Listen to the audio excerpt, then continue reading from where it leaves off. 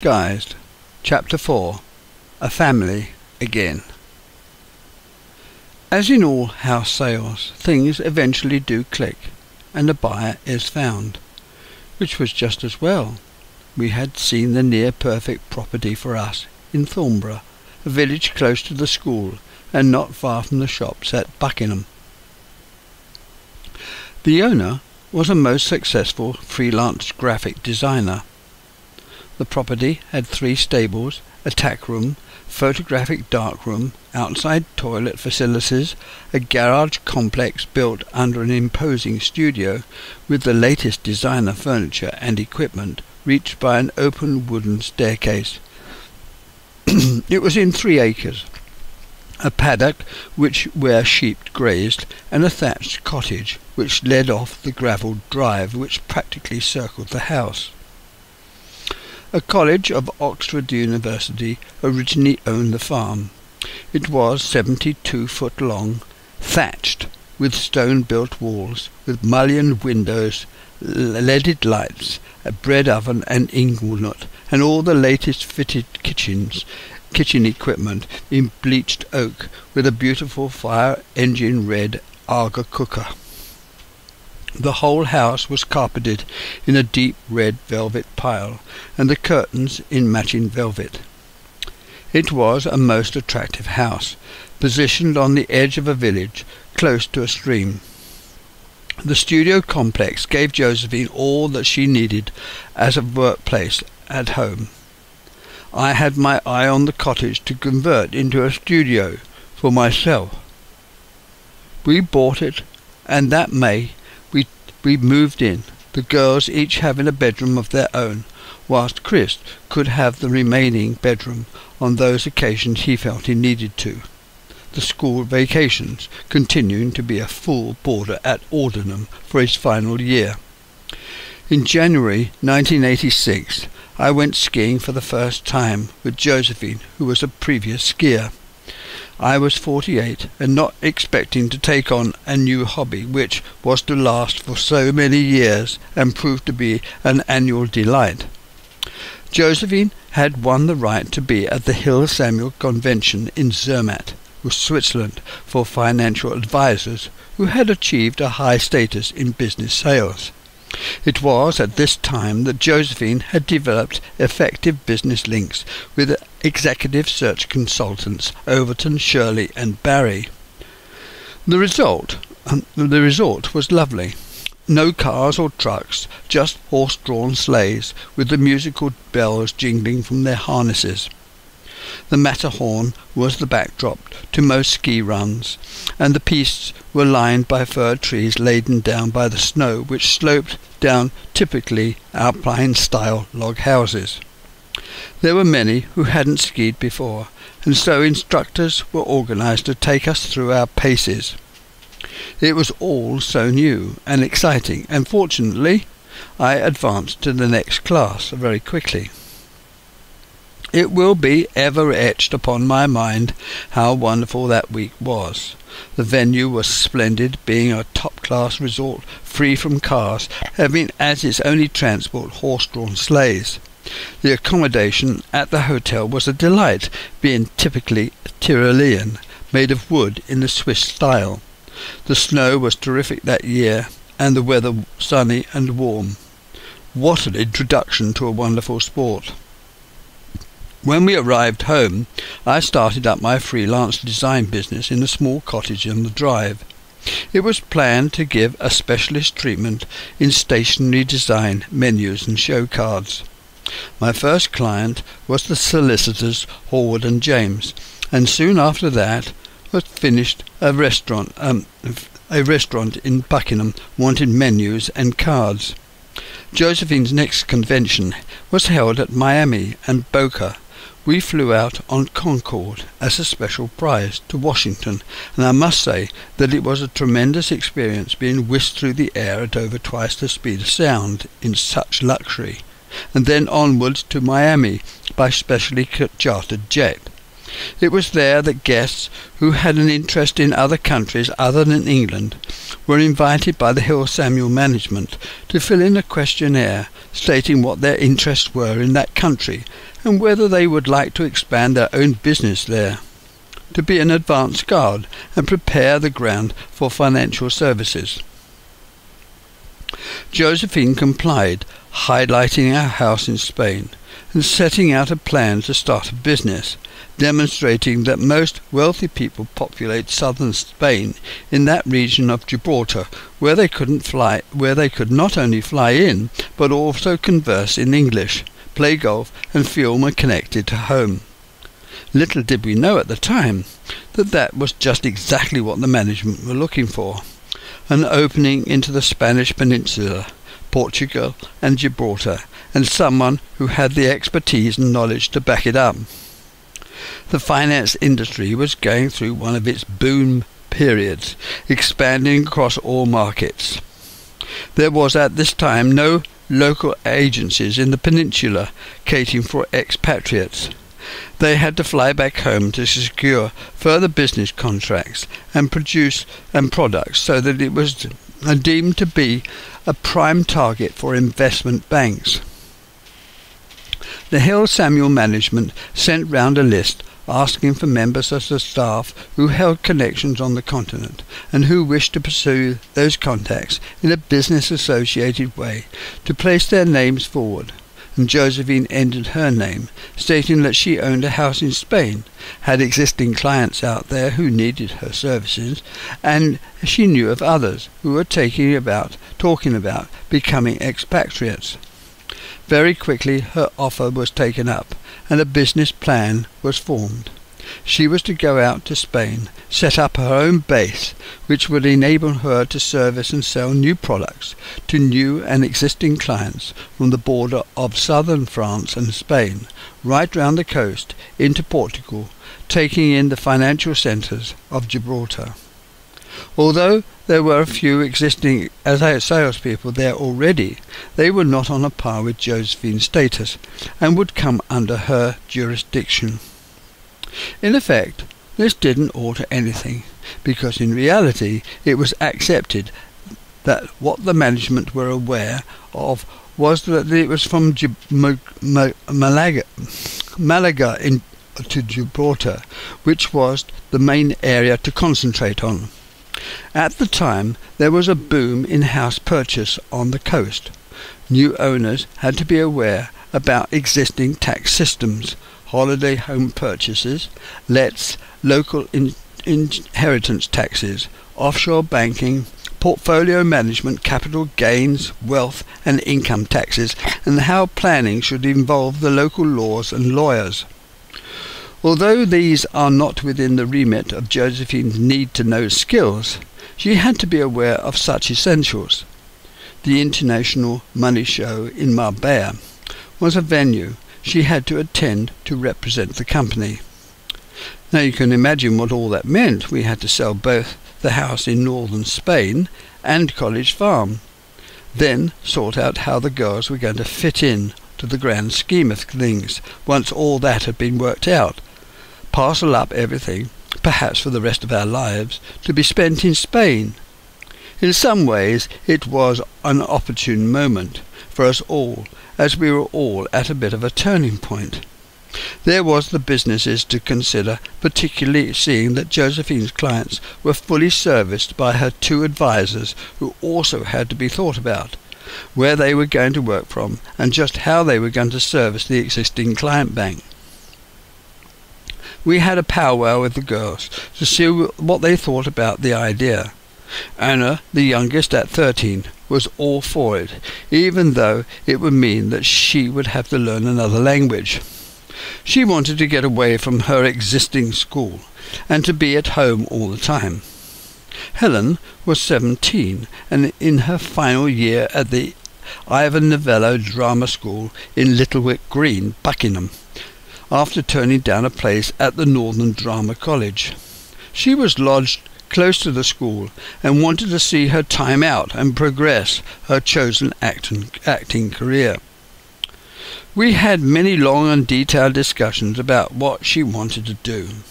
She had, in her mind, made up her mind many years before whilst at Arts Educational, about going on the stage, and nothing would change her mind.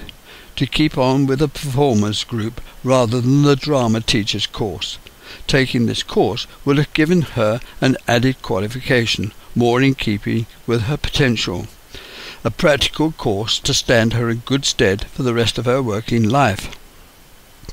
If skill and luck had played a greater part giving her acting career, how much better to have had the insurance of a teacher's qualification as well. Although she wasn't keen to see us going abroad, she was determined enough not to give up her goal, and was very dedicated in all that she did. Her essays were always closely researched and documented. Anthony was well set on continuing to make his mark in the music world now that the band had been formed and were playing at local venues.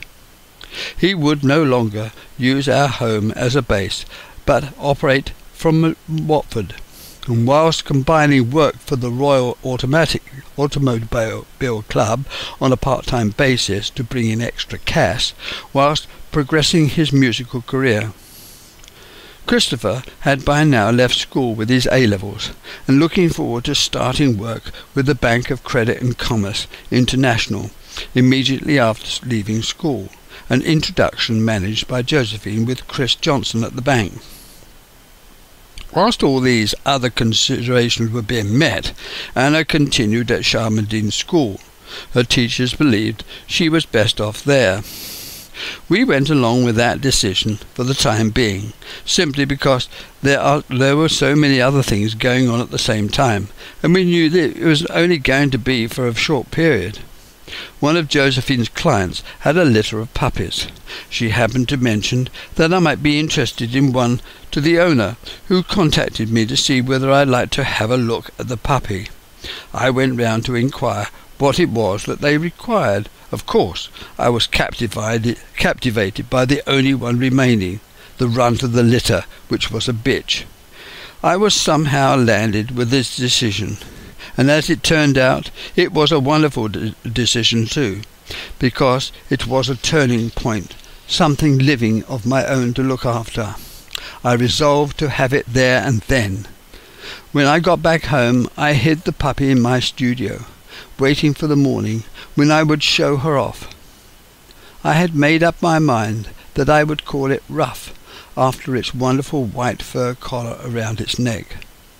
I showed off the puppy the next morning to Josephine, having Ruff in the pocket of my dressing gown, with its head just peeping out.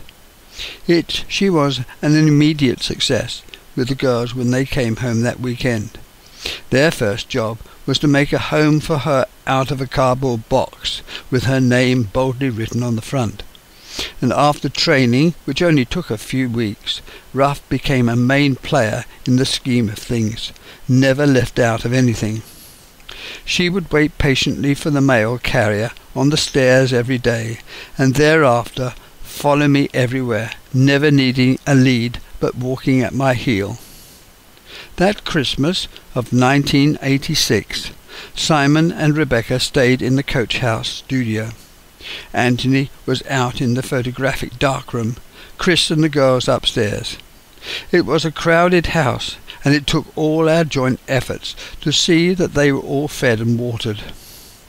Shortly after moving into College Farm, I retired from teaching, after writing myself out of the job, to be offered an enhanced pension at the same time as early retirement. I had to write to the college establishment setting out how my job had been made redundant through advanced technology. The plan then was to start my own design studio working from home. The girls then became weekly boarders now that I was home for good. The plan was to make them day girls as soon as practical, when we were settled into life at Thornborough. Every Friday I would pick them up from school, bring them home to start their weekend. Their washing was put in the machine to be washed and dried, ready to be ironed for Sunday, to start all over again. homework got out of the way on Saturday, and other preparations made. Helen's allergies prompted special care in such things as food preparation, and her eczema made it imperative that dust was kept to a minimum. Initially all went well with my design studio, having a number of commissions to look after, but it soon became apparent that to try and look after the property, having a number of outhouses, a garden and paddocks of 3 acres, mostly of grass, to do the shopping in Buckingham and cook, whilst looking after the girls at weekends, which entailed picking them up on a Friday, then taking them back on Sunday, all took up a great deal of time, especially those things for school, having to be done to fit a certain time scale. The weeks went by very quickly. It was too much, and something had to change to make it all work smoothly. If the girls were to become day girls, my freelance work would have to be restricted or stopped altogether. It was that spring of 1987 that we had a tremendous thunderstorm, which carried on for many hours, the rain pouring down, flooding the surrounding fields and lanes. The stream down the road was swollen, to the extent that you couldn't walk over the bridge. The ground quickly became saturated, and the ditches and land drains couldn't cope with the sudden flash flood. The water ran down the garden and found its way into the house, through the large living room and into the underfloor heating system, soaking the carpets as the water flowed through. It became essential to dig out a land drain across the lawn, lay a large perforated pipe linking into the existing drainage system, which took the water to the stream. We employed a husband and wife team 2 days a week, Fred and Lorna. Fred concentrated on the garden and paddock, who was now going to help me dig out and lay those pipes for the new land drain, and he was then to follow on and do some ditching and hedge laying. Lorna's job was to do the usual in the house. The stables and Josephine's office were very much my preserve, which, coupled with my own studio work and the front garden, was a continuous round of maintenance. Later, we had the builders in to lay a brick terrace and patch up the studio roof, which was leaking. I couldn't keep up with all the normal day-to-day events. My own business would have either to stop or to take a back seat. It was then very fortunate that Josephine was going from strength to strength and loving it. Having a secure base allowed her to expand and develop the business, taking on 2 advisors to work from the same office in the large studio, which was big enough to accommodate them. The other string to my bow was painting a range of dog portraits to display at county fairs, to seek commissions. Whilst the pictures were finished, the ultimate aim was not fulfilled, because I was offered a job as resident portrait painter at Champneys Health Farm near Tring. I was delighted to accept, this being a feather in my cap, likely to be a source of many commissions. And soon after starting the job, I was commissioned to paint Champneys for a presentation as a print to retiring members of staff. The original was hung in the hotel library.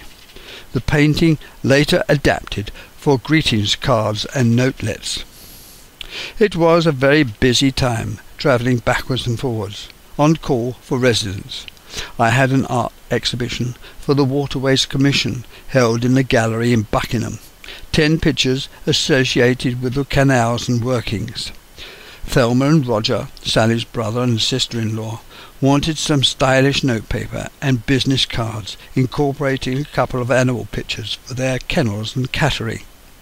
A design depicting their own breed of dog, used for many years right up to the time the kennels were sold on, many years later. A partnership with Sue Ruler, a local builder of houses and property conversions in and around Milton Keynes, was a near-run thing, until a discussion with Duncan, my best man, and building surveyor, involved the conversion of a chapel in Buckingham, close to the university, to convert into 3 separate houses. However, the proposed move to Spain cut across all these ideas, and they never occurred, which was perhaps just as well. Duncan went ahead with the project himself and found that it was indeed a profitable undertaking. So the decision was made. We were to move to Spain, and now everything was abuzz.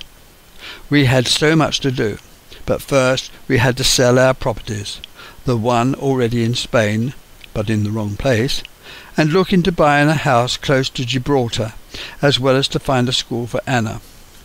Flo and Iris had been persuaded to move house, to be near the sea, close to Flo's other daughter, and this was unfortunate, for they would have been better off staying where they were. However, it was an opportunity for us. The house was ideal for Anthony and Chris.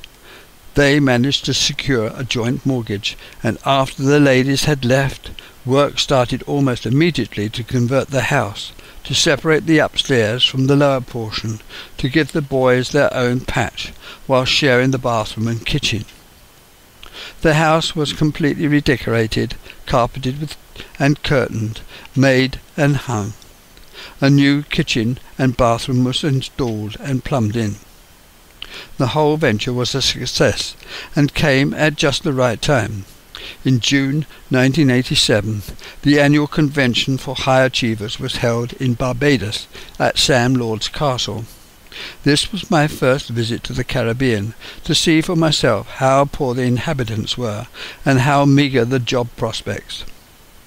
Paradise Beach, with its dinghy sailing and snorkeling, shell collecting, barbecues and dancing at night on the beach, were all romantic and given special appeal, knowing that life back home was going to be pretty hectic as well as exciting.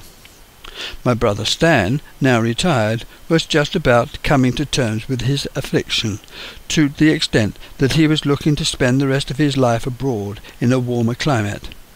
He discussed his position and his hopes for the future with us, and I think concluded that perhaps Spain provided all that he was looking for. When Josephine and I went out to Spain in the summer of 1986, we invited Stan to come along and sample Spanish life by staying at our house in Bernia Gulf, Altea.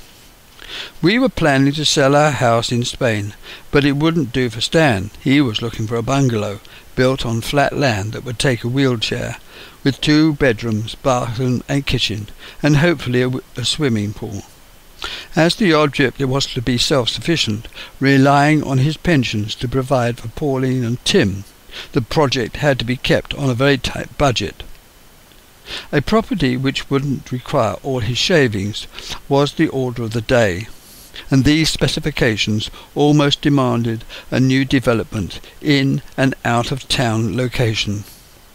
Considering his health and the obvious benefits of being in a hot, dry climate, Spain was the simple choice, especially at that moment when the coastal regions were being developed and incoming capital from foreign speculators and the European Economic Union were bolstering up the Spanish economy.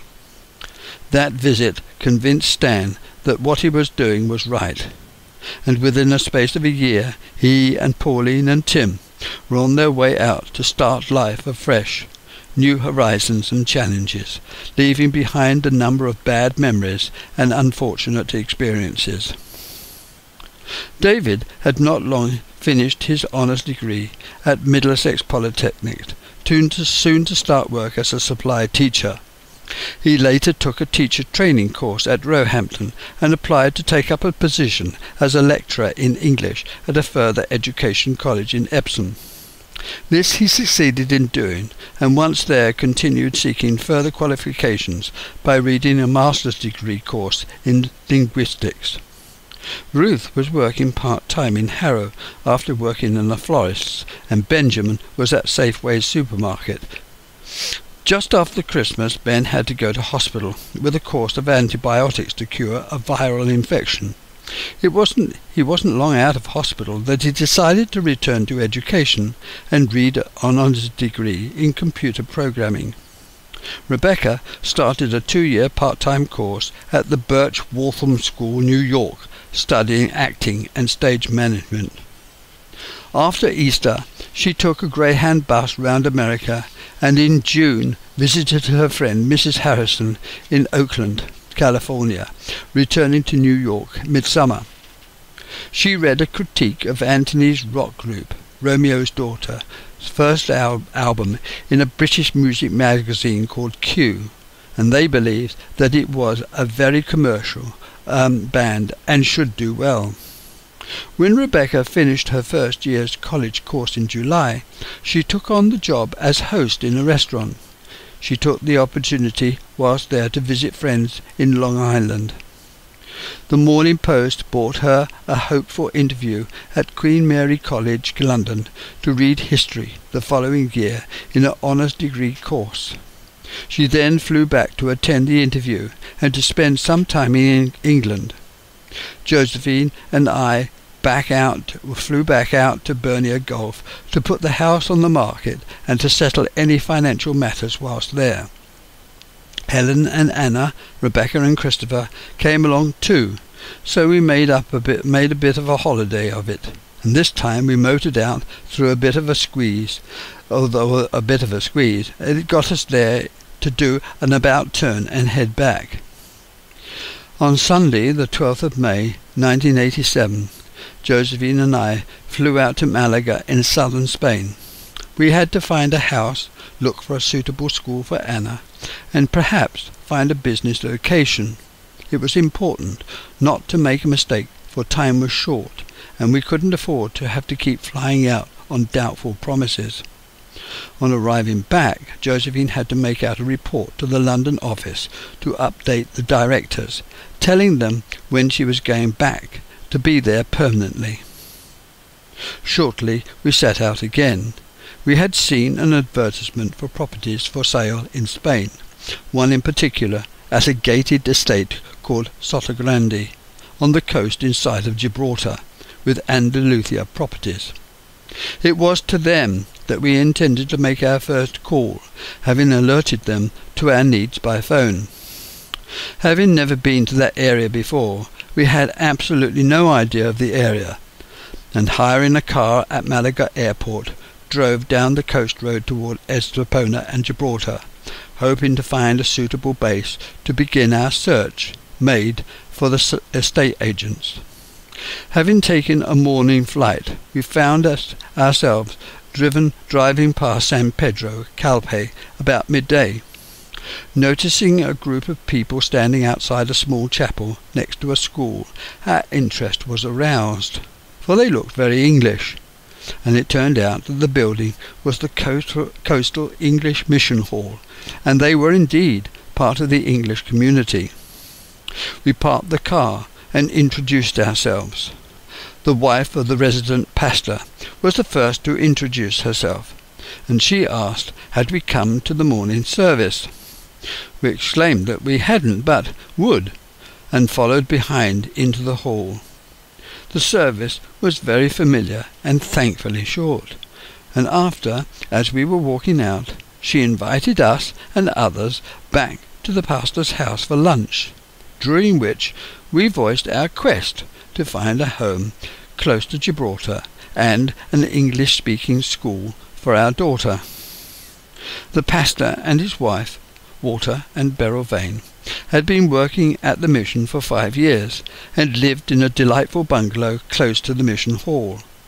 Walter taught mathematics in both English and Spanish schools, whilst Beryl found personal fulfilment as a social counsellor for the church authority. We could not have found a more perfect couple to put us at our ease. They remained great friends.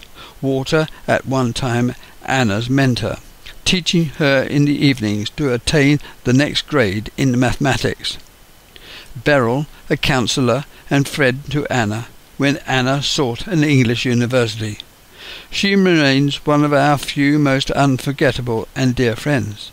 Their advice was to seek out Trevor Dine of Andalucia Properties, Sotogrande, where we were heading, and to look into the possibilities of Anna becoming a pupil at San Jose in Estepona, where Walter was teaching the baccalaureate curriculum.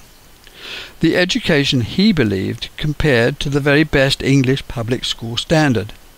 It was where he taught, so knew the school intimately, particularly the higher degree of discipline. San Jose was a fee-paying private school with an accepted high educational achievement, with the lunch served by Beryl being absolutely mouth-watering, the company positively charming, plus having perfect advice from. It was where we got the most perfect advice. We were delighted we had taken the trouble to stop. That evening we stopped again on the outskirts of Estepona at an apartment in a rental block of flats, to get in a good night's sleep, ready for an exciting day ahead. We had not been forewarned that nights could get so cold. Not having any extra blankets, we had a restless night, eventually waking to clear blue skies, penetrating sun, and a not very good breakfast of just cornflakes. I was never able to acclimatize myself to the Spanish style of interior house decoration.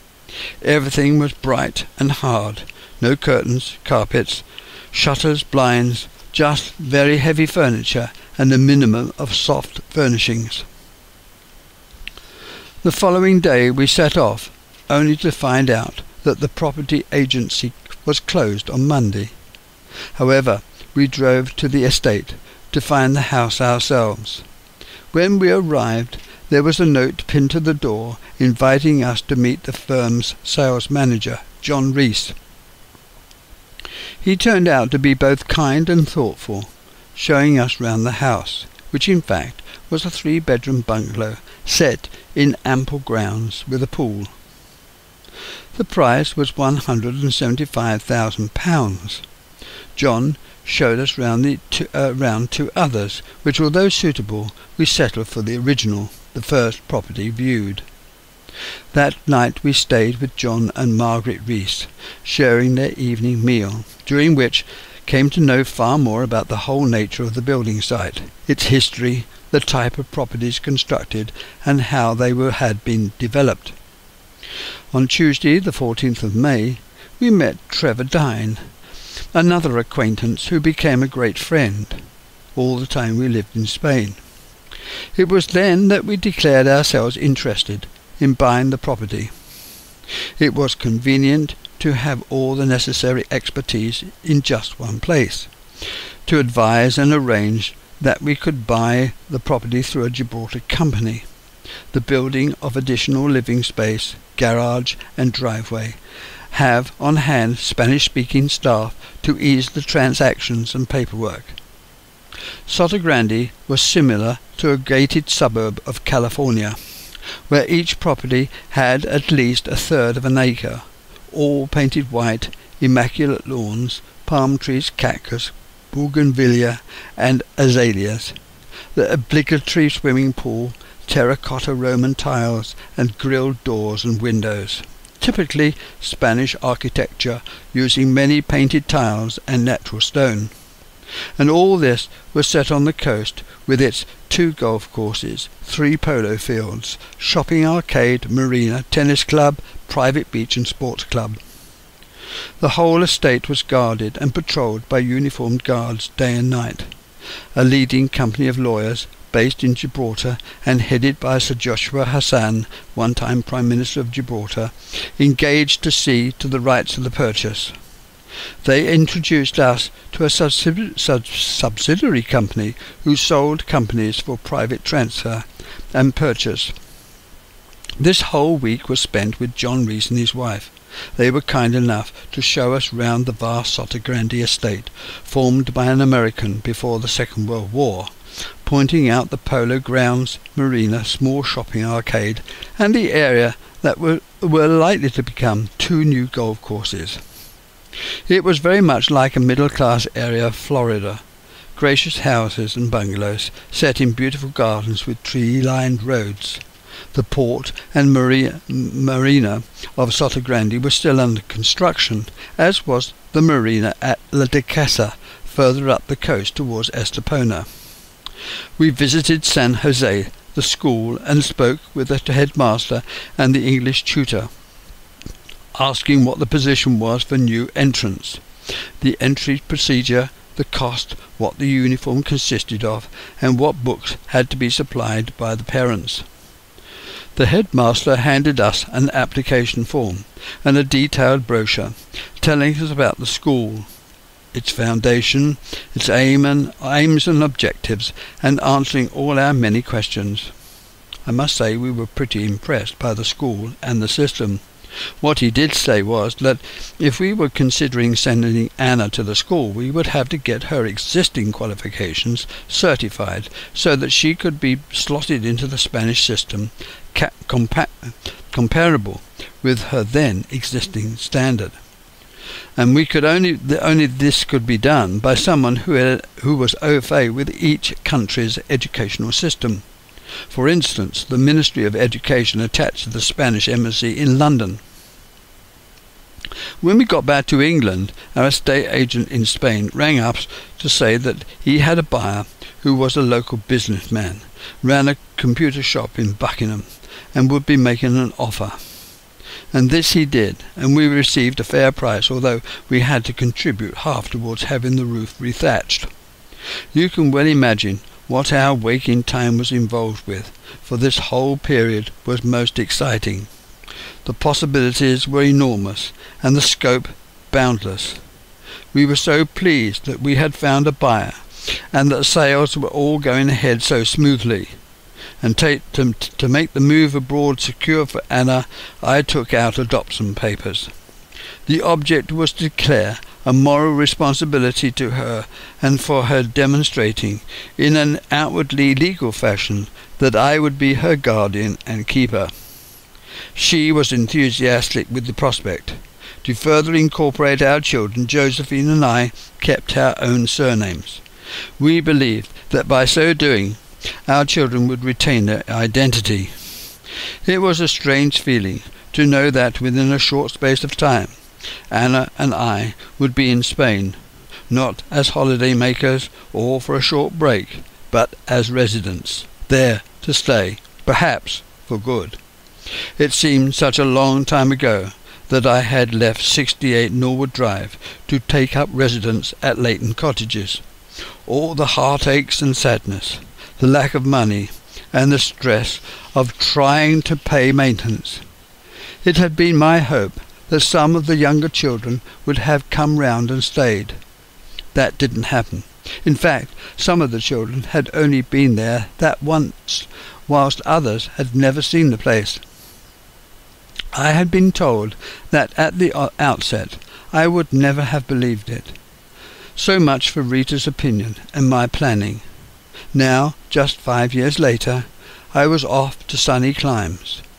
So many things had happened, so many new friends and experiences. There was more to come. Whilst Josephine continued working from the London office of Hill Samuel, I planned, sorted and packed to move out of College Farm. It was no good being sentimental about the vast number of things that we had to put away, or give away, and discard. There was nowhere to store the excess. And as it was, the removal van was likely to be overloaded. The months before the girls left school, June 1987, the place was a scene of chaos to get everything done. Everything had to be packed and loaded, ready for what was left of the family to take up residence with Graham Hawes in Tring, who had kindly suggested putting us up until the day of moving. Once we had moved out, we marked time. The days seemed long, for we didn't have all our things around us. We were held in limbo. Gradually, time passed, and the appointed hour arrived.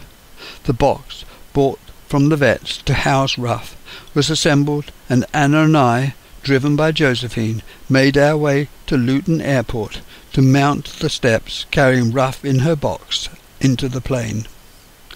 Our adventure was about to begin. Looking back on what had happened to me over the period since leaving North Harrow, I had been exceptionally lucky. If I had stayed at Leighton Cottage in my then single state, it is still unlikely that any one of the children would have taken up residence with me. It is true that my financial state would have been improved, but being in the area close to all the happenings of '68, I would have been involved in more heartache and unhappiness. Now I had a new life, with far-reaching potential. As I prepared to fly out to Spain, what was being planned could have had far-reaching possibilities. The fact that these hopes were not completely filled didn't matter, for Josephine was not the sort of person to just sit back and allow doom and despondency to reign. I too would have taken full-time employment to augment the family finances. As it was, it wasn't necessary. Good fortune followed in our wake. There's absolutely no doubt that Anna benefited from the hard work and dedication asked of her. She achieved her goal and made full use of the opportunity. That she had other stresses to contend with is part of life's rich pattern. Who escapes those? Those of the children who had worked hard to achieve qualifications, either immediately after secondary education or later, gave themselves greater opportunity to find higher paid work and permanent employment. Those who didn't suffered the extra worry of being at the mercy of the general economy and the whims of management. An individual's life has not become easier, but has changed by emphasis. Man's one-time security and power have been greatly reduced. Women have secured for themselves greater voice and rights. Children have suffered from less security, and the caring hand of a gentler style of upbringing, forced to assume greater responsibilities to cope with the perniciousness of consumer advertising, and having to differentiate between salacious media coverage and true sexual freedom. They have not been offered the multitudinous offerings of the many youth clubs and associations that were at one time available.